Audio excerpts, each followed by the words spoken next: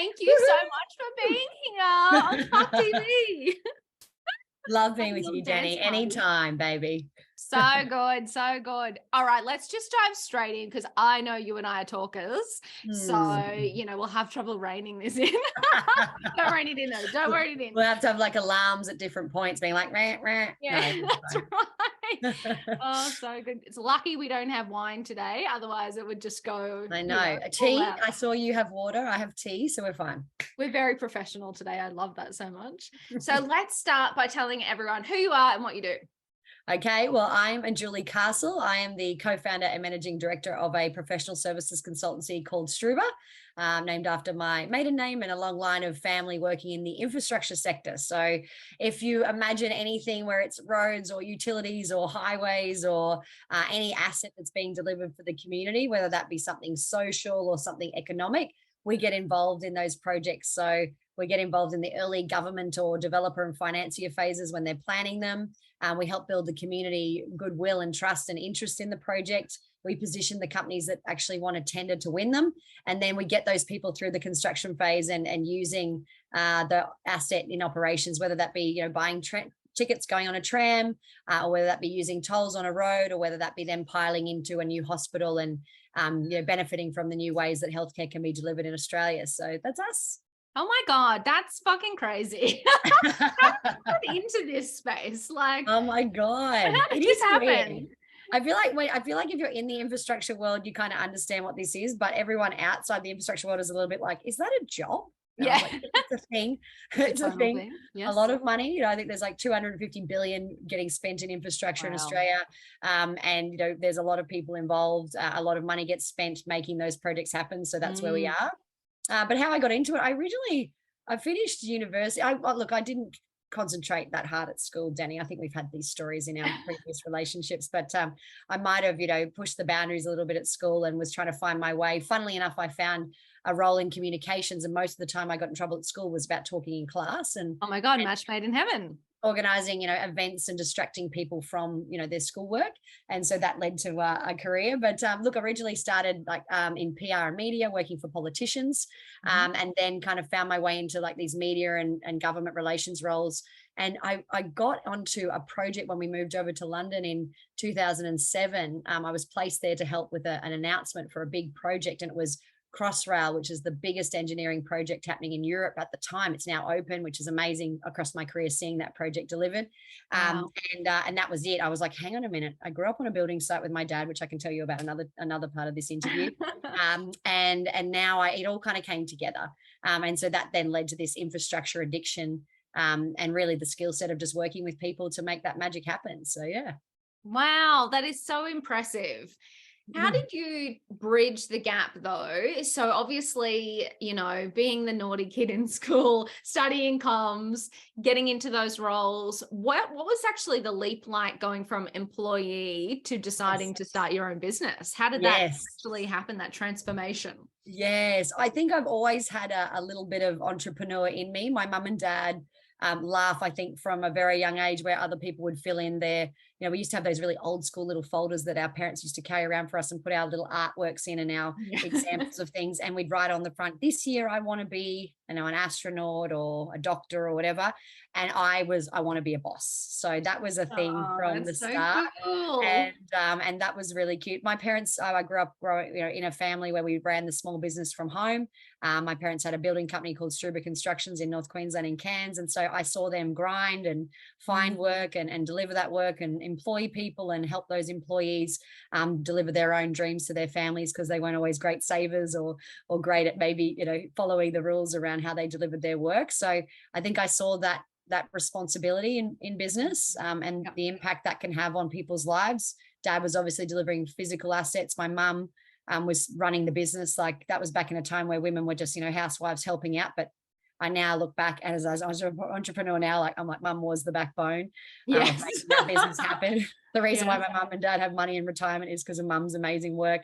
But my dad set the pace on the job site. He worked incredibly hard, and I used to love spending after schools and school holidays on the site with him, mixing it with the boys. And I think that sparked something in me too around females and women in leadership. And I have a little joke. I talk about how, they all had their testicles, but I knew I had my chesticles, and this idea around, we've got something really ballsy in us, in women, and now we live in a world where we can really throw that out there without fear. And I think that's exciting. So there was something there from the start. And then when I had given birth to Luana, our first daughter, my husband, he was in sort of this place with his career. He was always agitating his bosses, and we see them now and they're like, thank God you guys have your own business now, because Dion was a really annoying employee. He was always suggesting better ways, to run the business.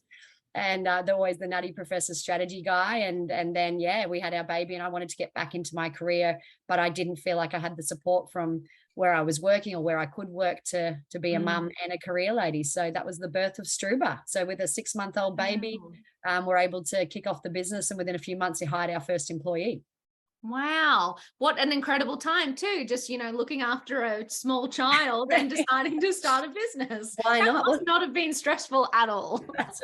Well, you're not sleeping anyway. So, and your mind's a little bit, your mind's a little bit fight or flight, which I feel like also matches, business. So it was fine. We're always a little bit hungry to succeed. And I think having a daughter too was like, well, I want to set her up for a better life. And then that also was a big foundation for the business. This idea that we could accelerate other women who are hiding out on the fringes of their career, who didn't have bosses that understood what they were going through because they were the breadwinner dad or the man in the organization. And we were actually like, well, we can show what a couple who wants to, show equality and work together should be and can be. And we became this little safe haven for other amazing women re-entering their careers or juggling children, but wanting to have amazing careers. And I figure we should have it all.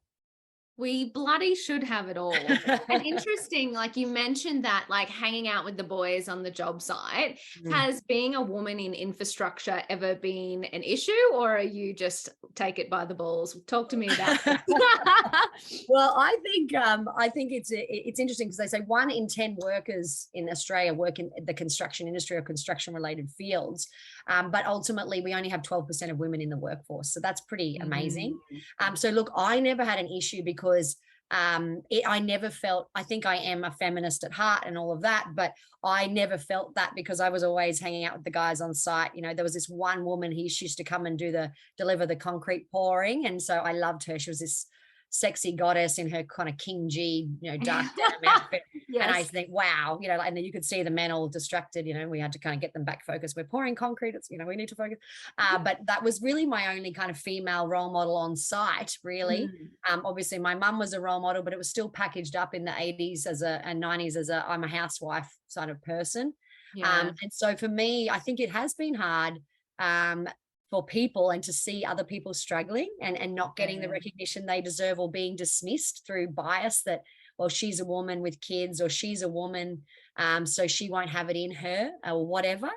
And look, it's just a matter of time before more and more women get those chances. So I have never had that issue. I can swear just as bad as most blokes. It's quite interesting sometimes seeing that being pulled back now, which is great as well.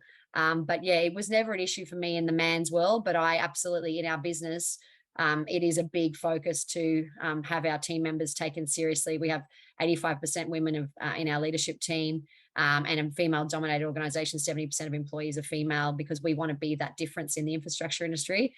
And so we pride ourselves on, bringing those ballsy women in and making it happen. And if they don't have the confidence, they were never given the chance, we build that confidence and belief in them. And say, it doesn't matter. This is our world. We've got to have an impact. And talk to me, there might have been a recent recognition of such work in the industry through the Telstra Awards. Talk to me about that.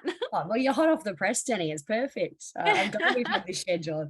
Oh, look, we had it on our list of kind of things to do. And in business, you have these kind of things you want to do around externally promoting yourself. And we're both in fields where we often promoting our clients externally. Yes. And it's like we used to joke as kids, it's the builder who can't finish his own house. Yeah. Often don't get to your own PR and communications and marketing. So look, it was fantastic. We were able to commit some time and resources into our team and go for a couple of things actually over this last financial year around Great Place to Work. We achieved Australia and New Zealand accreditation for Great Place to Work and made their national top 20 list, which was amazing. And that's all around how your people feel at work, what do you do to support them, and what your culture is. And that's a huge amount of services we offer to our clients now, because we take culture really seriously. It's our number one KPI. We measure it every week. We have an app that we use, and we're very dedicated to that. And then we went as well for the Telstra Business Awards, and it's such a long process. God, they run Best of Business so professionally. Like, I don't think I realized how much was going to be involved. And even at the probably a good thing that you didn't know what you were in for. Yeah. Exactly. And so yeah, so we won, which was so exciting. Earlier this year we won the Queensland Best of Business Awards for Accelerating Women. We started the business in Queensland, which was fantastic. And then the national awards were in the second state we started our business, which is in Victoria, when we did our expansion. And so the national awards, we didn't win, but an incredible business gynecologist doctor who is doing incredible work with international and refugees and women in war and migrants, and some of the things that women suffer in that sexual health space. It was, I was crying in her speech. So we were very happy to miss out to her. But it was amazing to go all the way to nationals, have this beautiful now Telstra Business Best of Business community, and also get recognized like that, and really have to tell your business story in a different way. So Accelerating Women was, a great category for us to be recognized in. Congratulations. Like, I know, I mean, it is interesting you say that, yeah, you spend so much time championing your clients and making sure they're okay, that sometimes we forget to reflect on our own businesses, and putting the time into those awards is so satisfying. Like you mentioned, the process, it forces you to reflect on what you've actually done. Agreed. And then what you're doing, you sometimes even think like programs that you've got that have been born out of caring for a particular team member and realizing that's a scalable problem for everyone or whatever. And then you realize that you compare yourself against, the big four advisory firms and other companies who are doing way more revenue, have way more, I suppose, certainty of their scale because of how long they've been around. And you really have some comparable policies and systems, which I think is just fantastic. So yeah, we're really excited. I think it's, one of the things I love is the promotion. So when team members are announcing that they're pregnant to our organization, or they're coming back within their first year, they're getting promoted and pay rise, which is again unique. And also, we've never had a pay discrepancy. I look at those, I cry at International Women's Day when we're sort of still talking about these things, and I'm like, why are we even talking about this? Yes, like why is this an issue? Oh my God. Yeah, it is. I don't want to be talking about these old stuff. We've got new problems to solve. Oh my God, yes, you are preaching to the converted. It's so true. But don't worry, Danny, I've got your love notes. It says we've got this, so it's going to be fine. It's going to be fine. We do. I was just talking to somebody else about like funding women issues, and I was like, you know what? I just think we have to sort this out. The women, we just have to come together, and we have to solve these problems. I think that's just how it's going to be. We just 1,000%. And it's amazing. Like, I think in Australia, we're a big country. But there's still, the community size is probably not there en masse, you know what I mean, to create this new center of gravity. But I love, Dion, my co-founder and husband and father of my kids, he's always listening to, international news a lot more than me. I'm quite nationally focused, but he's so broad in his thinking. And I hear these, these amazing American, investment companies and, these financiers, these bold women who are actually going out and hunting women entrepreneurship and women problems. And I think that, I think in the next, 10 years, we hopefully will be a much better world. I hope so. I know so. I'm putting the good news, the good vibes out into the universe. Yes, absolutely. Oh, it's so good. But tell me then, so because you mentioned a couple of times now, what is it like working with your husband? I know. I don't. It's funny because a lot of people will say, because obviously sort of Struber's our brand and it's its own brand now. It's beyond us. But and then obviously I have my name, Julie Castle, which is my married name, and then Dion Castle. And people are like, are you guys like brother and sister or whatever? I'm like, no, we're husband and wife, because no one can imagine working with your husband. But, it works for us. And Dion and I in other lives, Danny too, we're just each other's yin and yang. We always want the best out of each other. We're each other's biggest critics, absolutely, but also the biggest champions. And so I think in the business, we've always had each other's lanes. We know each other's strengths, and we really put each other under pressure to deliver to those strengths. And where we've got weaknesses, fortunately, they're almost polar opposites. And so we joke a lot, like, I get to be the Elton John, and then he gets to be the songwriter, like there's these ultimate partnerships, all the time. And yeah, we try and make it work. I think we have this language around stay in your lane, or I've got this, and we just kind of giving each other cues all the time to make sure we don't overreach. But at the same time, we always say two heads are better than one. And so if we can come together on something, we're always, able to do something excellent out of it. So we've never had a problem. We met when we were like 18. We were married by the time we were 25. From the moment we met, we knew we were going to be together. So all that kind of other relationship stuff that people have to go through, we just haven't had to do it. So I hope that continues into our old age as we intend. We actually really enjoy working together. And because of that, that actually gives me a lot more bandwidth to be an amazing career woman, because, dad lets mum shine. And that's what our girls get to see. So it seems to be to our advantage. That is so incredible. And it is interesting. I think a lot of people can't imagine working with their partners. But when it works so well, and I do love that, like figuring out what each other are great at and letting the other person shine, but also holding each other to account, right? Yeah, like, you said you're going to take this, like, I'm going to treat you like we work together. So exactly. I love you that gotta have some rules. You gotta have some rules around, nights, or particularly not so much nights, but weekends, around kind of switching off. But that's quite funny, because some of my, I suppose best friends in terms of that handful of great people I get to be with all the time is work people. So you're sort of like, oh, there's a story about, and these might be people in our leadership team who, I like glue with and in partnership with. And Dion's like, you can't tell me that story. I'm like, but it's not about work. And you're like, oh, so sometimes that sucks, because you're trying to actually let your work life bleed into your personal life, but you got to try and keep that separation. The curtain goes over. Someone once gave me this great piece of advice. They were like, okay, so you're both business owners, so therefore you're obsessed with your business. So of course it's going to be difficult to have that separation. Yes. They're like, when you want to talk about business stuff in personal time, always keep it strategic. So like the exciting stuff, the big picture, the vision, the new exciting projects, any of the like, that employee was a bit of a dick today, whatever, leave all that stuff, like all the admin stuff, never talk about in personal time. But if it's the exciting strategic stuff, then let it bleed. And that's kind of energy from that. You're so right. And it's often that kind of like the Friday night wine, where that little last inspiration. But we have we're quite rigid. And again, we do a lot of workshops and facilitation and culture stuff with leadership teams in the $1 billion projects we work with. And we've got like ground rules. And in our leadership team, and even like, just that talking about people, it's not going to help, you know what I mean? Talk to them. And so I think you're right. Once you kind of de-hassle yourself from the crap that can come into leadership conversations, which shouldn't be there. But I love that. I'm gonna put it into my love notes for female founders. Just going to note that down. Friday night strategy is okay. Absolutely. And if you have a wine in your hand, everything is fine. I feel like that is a theme. I'm quite disappointed we didn't do wine. I know. Okay, we'll have to do a repeat next time. WA, I'm coming to you. We're drinking wine. So I know. I want to take this on the road and actually have it like in person, have the wine, like do the thing. Be amazing. I think I could get out of control though.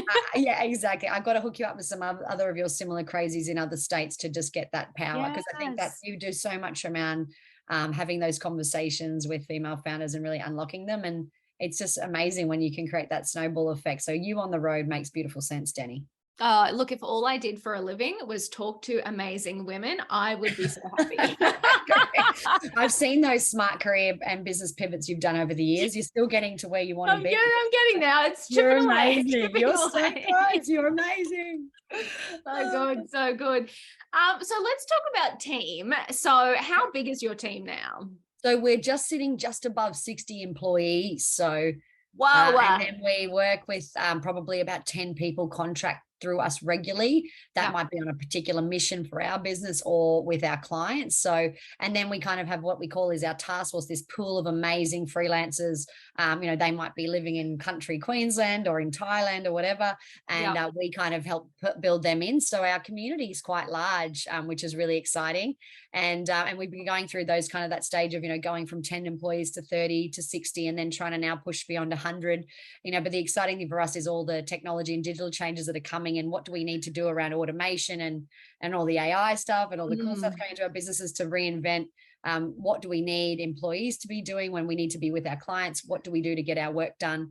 One of the things we're really proud of is many years ago, we set up a team in the Philippines, and they're through a BPO there with us. And, we've got 8 employees there. Some of them are amazing mum breadwinner superstars, and others are just super. We actually have all women, which is funny. We did have some men. They might not have made it. No, I'm just teasing.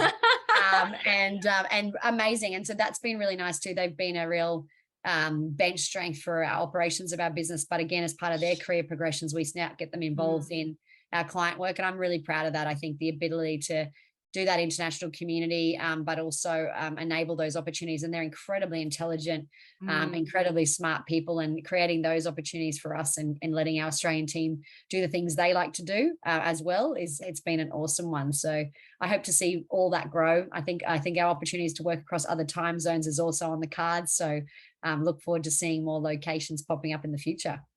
So good. And, you talked about like that decision when you had just had your first baby and you're going, I'm starting this business. And then 6 months in, you've already got your first employee. That it must feel like so long ago, employee number 1 to now 60 and talking about 100. Oh my God. How have you navigated? Surely there were a couple of teething issues along the way. Plenty of teething issues. I think it was so nice. Dion's part of the Entrepreneurs Organization, EO, and I think through the infrastructure associations and stuff, and amazing entrepreneurs like yourself, I know, but also now the Telstra Best of Business community. It's amazing because you sometimes kind of get hard on yourself. You're thinking, oh my God, I've made. One of my individual purpose in life is creating experiences that last a lifetime. And now I have to add creating positive experiences to last a lifetime, because unfortunately sometimes in business, the experience you might have created wasn't the perfect one. But your aim and intent always is. And I'm trying to be more conscious of that. But I think it hasn't always been easy. I think it's just learning to, trust your gut. If there's doubt, there's no doubt. When something's wrong, it's not going to get better with age. It's not why. And so, probably sometimes being a little bit too optimistic and hopeful, and then having to make some tough decisions, or seeing something in somebody more than they can see in themselves. I'm incredible for belief in somebody. I'm like, hey, great things happen in the uncomfortable zone, and some people just don't ever want to be uncomfortable, and that's okay. I forget that those people are there. They're not necessarily who I surround myself with. But so that's been a good journey. But, we're really big now on our Struber alumni, and we talk really proudly about that. And it's actually really interesting. We've got, 5 projects live right now with people who have left our business, gone on through relationships or gone on to their next step, or it just wasn't the right thing for them at the right time. And that means a lot to us, because that's, again, you're turning into that 10-year-old business next year, and you're realizing it's your brand and your integrity and the things that you stand by. But I also think we're very big on, we don't have that traditional vision, values, principles. We got rid of that. We're all around mantras and that ability to kind of chant repeatable statements, which really come into our wellness and almost a meditation state around energy is everything, excellence is a habit, make magic happen, plant a tree, all these. We have 7 of them, and it's so nice. Strength is in the pack, and it's so nice, because now if someone doesn't resonate with that on hiring, if they're out for me, not we, they're not going to fit, Yeah. If they want to do BAU and get by and not innovate and stretch themselves, they're not going to get by with us. So that's been good. We've got an amazing talent director, Tanya, who's been with us since the early days, and she's been learning with us, but she can spot Strubers from a mile away, and we're really happy. Our clients, you call them Strubers too. Yes, we have Struberversaries, Struber rock stars.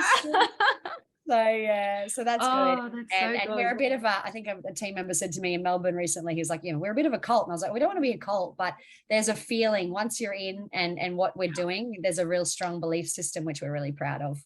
I do love that. I said that, I think a couple of years ago, I was like, I want to be a cult.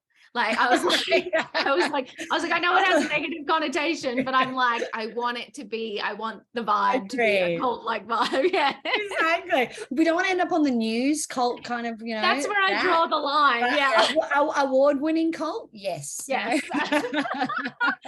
Oh, that's so good. And I just love that you said as well, the Struber alumni. Yes. Because I feel like when you're smaller, like, and you guys have well outgrown this phase, but sometimes when you're smaller, I think it worries staff when you have staff turnover.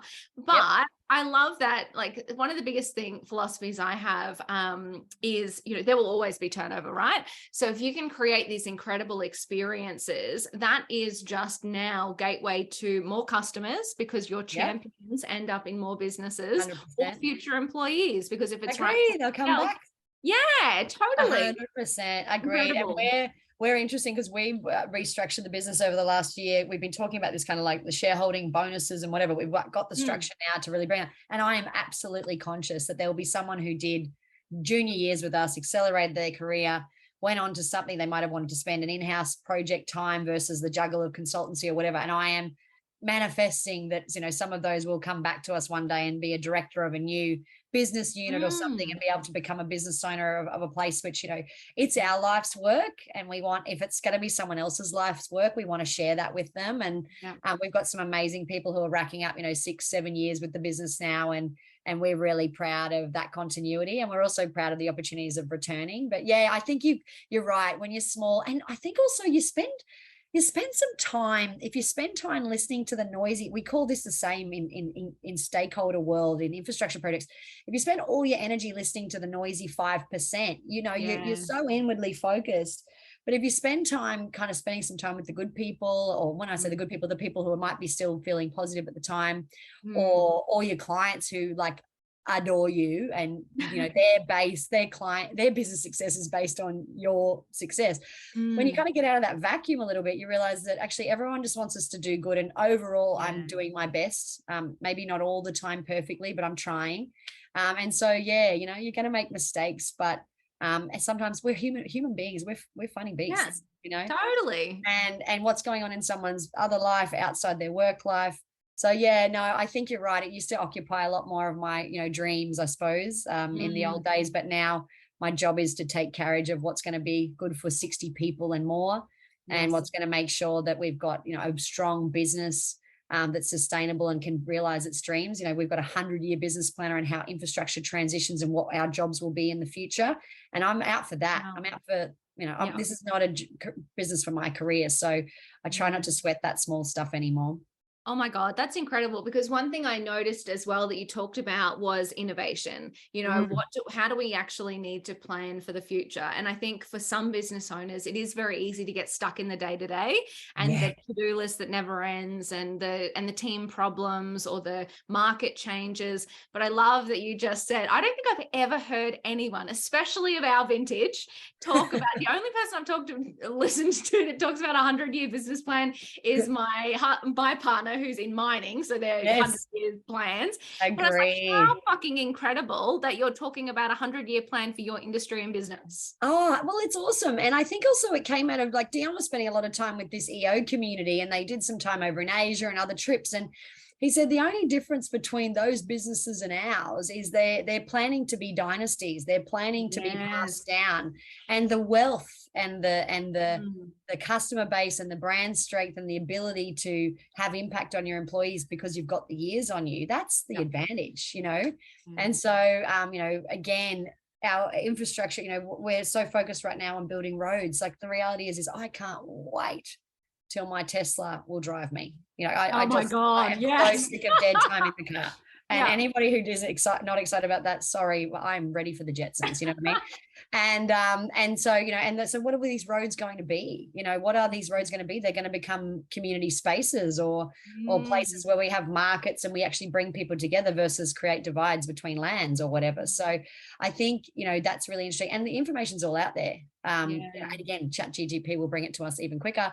But ultimately, Dion's basically done this mapping of the cities and how everything will integrate. And we're like, why don't we just plan to always have our mind on the transitions in the industry so that we have to stay relevant through those phases? And, if we plan long game, then you're not so short-sighted. It's not about the build up to sell, or it's not about we'll just make the next big 18 months of greatness, which happens in entrepreneur world all the time. Yes. You're kind of like, well, we're in it for the long haul. So if it's a bit of a tough time, it doesn't matter. The future's still around the corner. Yes. And more importantly, if we can keep agile enough to adapt to what the future really is going to be, your strategy is ever evolving, which is kind of exciting. I literally just wrote down the words "plan to be a dynasty." Oh, like, it's so fucking cool. So I was just thinking about that, how much we do go, okay, what have I got to do this month? Or quarterly plan or yearly plan. It's like, my God. what? Like, that was just such a good moment for me. I was like, why do we put this cap on our dreams or potential? 1,000%. And also, like, let's be honest, if you're an entrepreneur, or you've been bold enough to have a business or even employ somebody, what a responsibility. We all know what the weight of that is like, having to make payroll and manage payments in and clients not paying and all the fun of the finances, the money. We talk about cash is king, we talk about culture is queen, but, all those pieces that make business happen. And if you're stupid enough or amazing enough to get out of bed every day wanting to do that and put that to be your life's work, don't make it something that's until you retire, or how are you going to retire?